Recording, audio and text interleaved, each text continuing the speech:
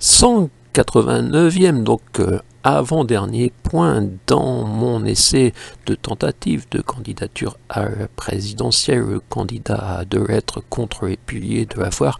Un titre qui peut surprendre au premier abord. Internet, c'est fini. Si.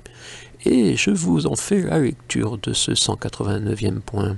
Internet, c'est fini. L'Internet dans lequel je me suis investi aux premières heures du millénaire pour la liberté d'expression, l'échange, la possibilité de montrer ses créations, où les modestes revenus publicitaires de l'affiliation m'ont permis de tenir quelques années, après avoir été viré du RMI pour cause de démarches de professionnalisation prétendues non crédibles, car en résumé, l'indépendance dans l'édition comme dans le web développement ne pourrait jamais fournir de résultats financiers.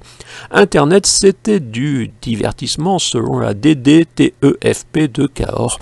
Entre parenthèses, je vous note, voire virer du RMI, ce roman, presque un roman, avec reproduction de documents officiels. Puis les riches ont compris le potentiel de ce Minitel évolué et décidé de s'approprier l'espace.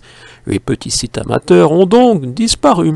Travailleur indépendant, je n'ai jamais souhaité devenir un patron de vraie société. Je n'avais pas quitté ce monde-là pour m'y retrouver même de l'autre côté, en petit chef.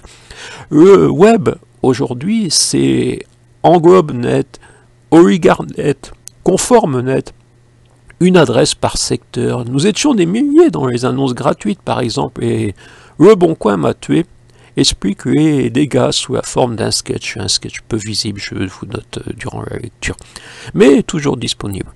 Internet n'a pas apporté plus de liberté, mais aide à contrôler les citoyens, à les façonner. Si Facebook vous répond « Vous ne pouvez pas partager pendant 3 jours », vous savez l'inutilité de contester. Naturellement, le monstre nous offre une alternative. Booster! Si vous l'ignorez, cela signifie payer. On en est là, le monde est redevenu comme avant, avec juste un outil supplémentaire entre les mains des puissants.